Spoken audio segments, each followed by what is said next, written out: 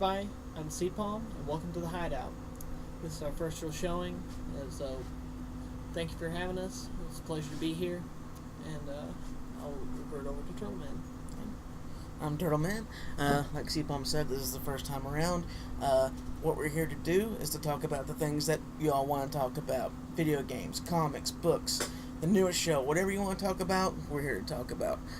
And starting out, we are in Fiction Addiction in Irwin with our sponsor, Ron Whitson, the man who's helping us get this together.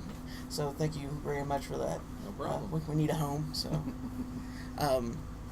Today we're just going to talk about, I think, the store a little bit and our roles and what we find interesting. I know I'm more of a Star Wars sci-fi guy. Just now getting into comics, so I'm kind of a newbie with that. And I'm not sure what you want to classify yourself as.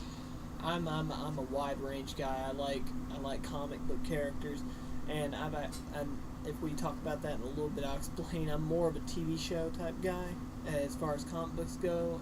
Just because of my personal life, just because parents were like, "Man, that's a waste of money." So then I had to rely on cable to get all my comic books. Okay. So how about you, Ron? You strictly comics, or you? I'm an action figure guy. I know, you open a comic store and you think, let's do all comics. And then you look around and there's like 10,000 toys because every comic leads into an action figure line. So, you get the best of both worlds here. I've tried to make it to where customers come in, they can feel welcome, they can find things. We've got good people that, customers and people that help around the store. So it's pretty interesting. But me personally, I think even since I was little is hardcore action figures. Yeah, so can you place the moment or the character or that sold you into this? I remember the first time the thing that got me in the sci-fi was I remember I was sitting on my parents' bed watching Star Wars on their old 12-inch TV, and I just watching Luke Skywalker go across the chasm in the Death Star. I was sold at that point. And so what was the jumping point for you? I think Transformers. You go back to the 80s, and you look back. I remember going to the theater. It's connected to my building, and watching Optimus Prime die, and actually crying. I know it sounds kind of really geeky, but I mean, when you're a kid, you don't want to see your favorite hero die, and I guess from that point on, I pretty much had every Transformer, every G.I. Joe. And it's progressed on He-Man, so kind of I've stuck with that. With the store, you'll see a lot of the originals and stuff like that, comics, toys, pretty much everything. Gotcha. How about you, Sipo? With me, it really all started when I was younger. It was the first. Well, back in the 90s, early 90s, there was the TV series that were called the animated series. There was Spider-Man, X-Men, Superman, and Batman the animated series, and those were classic to me. Growing up, I saw it really brought out something in me, because growing up I was picked on a lot. I didn't have many friends. I was always alone most of the time, and I didn't really have a hero to look up to, so I saw these heroes that were going in and doing good for people, and it kind of inspired me to try to be a better person myself, and that if the world wasn't going to be good to me, heck, I could be a good to the world somehow. Gotcha. So, the idea of the hero, especially, someone like Luke, for me, this, little backwater dude just thrown up into this, and just the heartbreak you see, that he goes through with his family and just everything that goes on. So, I can definitely see that, Optimus Prime dying. I wasn't really into Transformers. I was just after that. My brother was really into it. Just to let y'all know how old we are. But no, I completely get that. So, how long has the store been here exactly? I've only been coming here for about a month or two now. I just know. We opened September the 11th, and we were very fortunate. We didn't have any planes crash into the store that day. I'm not sure if we should say that, but Well, it is our one, so we hung an elephant. But yeah, do your history on that one. But no, we opened up in September the 11th. We actually had Apple Festival which is the first weekend in October, and I had Larry Mainland from The Walking Dead, 4 different zombies on The Walking Dead. He came in to sign autographs. I'd met him at a show, and pretty much from there we took off. People found me pretty much everywhere. They get online, you can find something. I've been in the area, all my life, so I've been to a lot of the shows, and people know me, and they know the type of stuff I get. So it's not your normal comic book store. Yeah, you're gonna find comics, you're gonna find toys, but you're gonna find that stuff that you would never expect in a town of 15,000 people. It's just, it's unique. Lots and lots of unique items in the store. So I remember the first time I came down here, a girl I work with, she's like, "You need to go down to that store down in Irwin." And I'm like, "I don't ever go to Irwin. I live in Elizabethton." who goes to Irwin? Exactly. Who goes to Elizabethton? But, I was like, okay, I'll check it out. And I remember I walked in and I saw the DC figures, and I was like, okay, I like this already. And, I just walk around talking and stuff. And, I'll tell this to anyone I'm talking about the store. First time I came in here, I felt so bad. Because it was like just at 7, whenever you should be closing and stuff, and I felt so bad. And you're like, "No, dude, it's okay. I still bought some stuff from you, but just the atmosphere here is really nice and very welcoming, especially to the geek culture, or whatever you want to call yourself. I identify as a geek, and I feel at home here, and I've probably come about once a week, for the past month and a half now, and it just I fell in love with this place, and I'm so honored that we actually get to do this show here. That's the same way with me. I mean, growing up, I had uncles who were big into comic books, and they used to tell me stories about growing up in the 70s, about how there used to be these old comic book stores just on the corner, and that the kids in the neighborhood would go there, and they'd hang out, they'd talk, they'd have great times there, just talk about comic books, and just it'd almost be a social gathering. And that's the unique thing I found out about this store, is that I whenever I come here, I end up staying like 2 or 3 hours longer than I mean to, just talking with people and having a good time. And I mean, heck, the drive from Elizabethton, which it's a pretty good drive, but hey, it's worth it to come out here and have a good time with y'all. Yeah. So, what are we going to talk about today? We got Walking Dead. Yeah, a little bit of everything. I think it's the compendiums, if I remember correctly, Yep. which is probably one of the better value books out there. For as many issues as you get, I mean, at $2.99 if you're buying a regular issue, trade paperbacks $14.99. You get like maybe 5 issues in that, and then you go to the compendium, which you've got 48 issues for $60, and I've always got discounts. So I think right now with the popularity of The Walking Dead, and it's a very, very good seller. Figures, everything. And what do you guys think so far of The Walking Dead? Have you been keeping up with the season? And I have only seen the first episode, not gonna lie. And my thing is, like, I've read like the first couple issues of it, and I saw the first episode, and it's awesome. I like it. But the thing is, is it just weird that this kind of bring in the new zombie age, or was it kind of building before this? Because like I'm trying to think, and I mean, you have like the classic Dawn of the Dead and all that stuff, and Bruce Campbell and everything before this, but I don't really recall it actually hitting until Walking Dead. Well, if I remember, Kirkman did the Marvel Zombies before he did The Walking Dead, and I think he did a really good job with the storylines.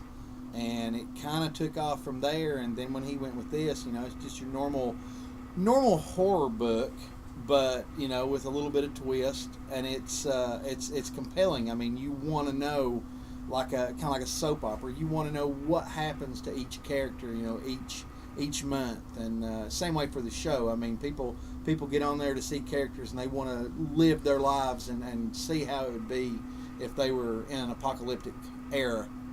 And kind of go from there. I mean, it's interesting. I mean, so. I mean, like, this is just seeing this is in a new progression of zombies, because, like we were saying earlier, we grew up with the Romero, with the old school zombies, so they're slow moving as all heck. Then you went up to something that had never been done before, which was the Rob Zombie zombies, which they could run, and they were a more vicious, more ravenous type. And then you've got The Walking Dead here, which is sort of reminiscent of the old Romero type. And also you got this series, which at first I've seen it from the beginning, and at first I was sort of like, a series? Like, I had never seen a really series of zombies before, and I was sort of skeptical at first, but then whenever I first seen it and started getting into it, I was like, it's pretty daggum good. And you've got the games coming out. I mean, you've got all this pop culture just, it's exploding. And I mean, heck, we've got walls of pop figures now. Yeah. Heck, we've got a giant one of Daryl Dixon in here in the store, and I find it awesome. That it's coming, that it's still reminiscent.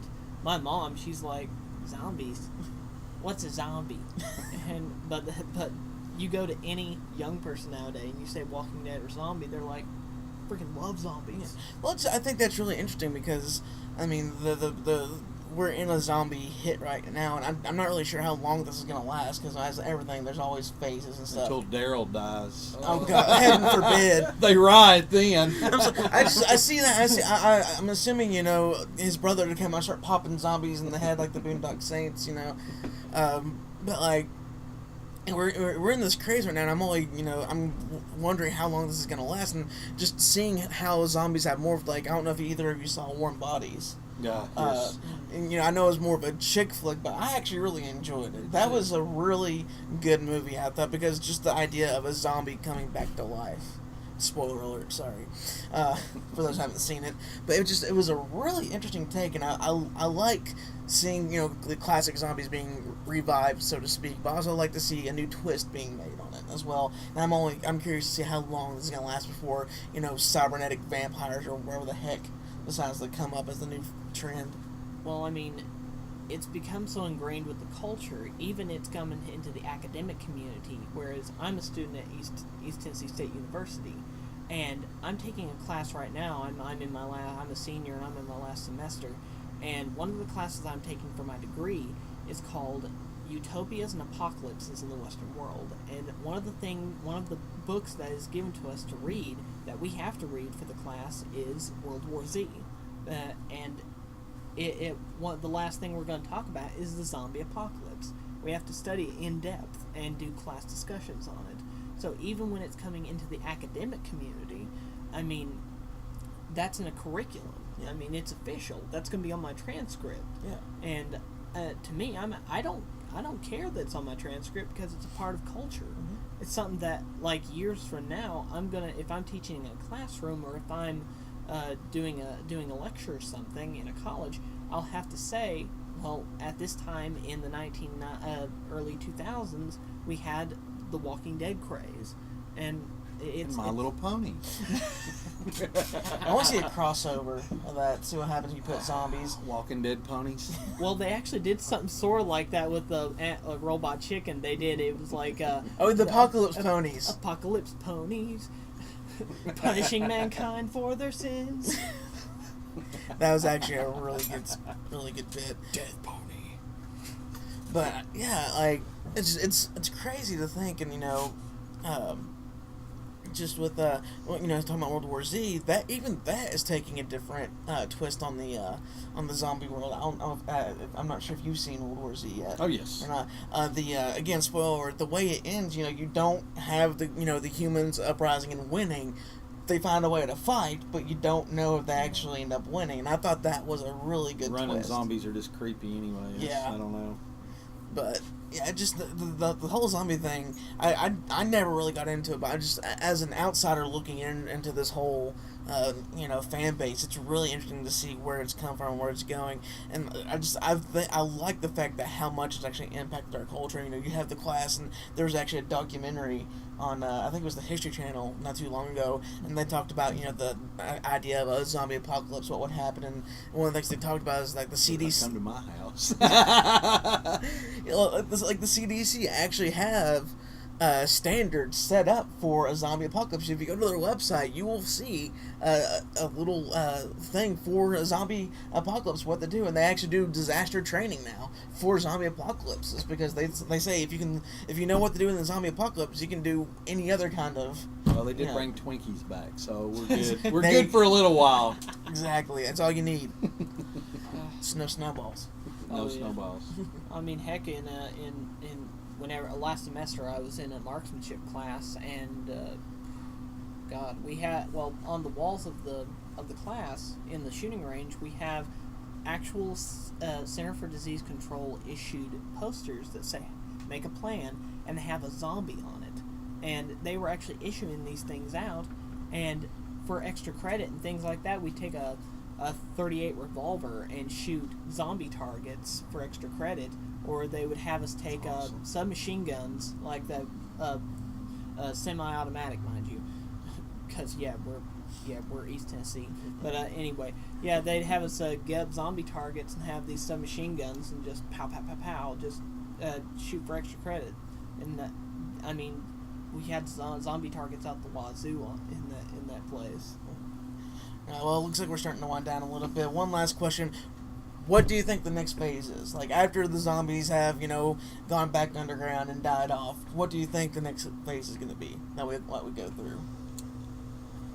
I see another apocalyptic era, but with vampires. You think if you did something to where you could block out the sun, there's always a chance of nuclear war, Holocaust, and all that stuff, and you think about it, if the sun was blotted out to where you couldn't see it, vampires would rule everything. So we'd all be cattle. I'm expecting a robotic kind of bring back the Terminators, and I know the new trailer for the new Transformers movie just got released, and I think if we kind of stay in that vein, I see robots or something along those lines coming back, and I think that's going to be the new big thing. I can see we're already into it sort of with World War Z, but the epidemic and the disease control aspect that I mean, if you look at The Last of Us, you have the cordyceps disease, which basically turns you into a mindless zombie as is, but it's a disease. They're making it more, instead of zombies being, they're dead, but they're alive, they're making it more of a disease now. It's more scientific now. They made it more like rabies, rabies vein, a rabies strain. Well, looks like that's going to be it for us today on the Hideout. This is CPOM. I am Turtle Man. Special thanks to Brian Woodson, who will be with us on and off throughout the shows whenever he feels like joining us. Come see us down here at Fiction Addiction in Irwin. We'd love to see you. We got some good stuff for you. Thanks for watching. See you next time.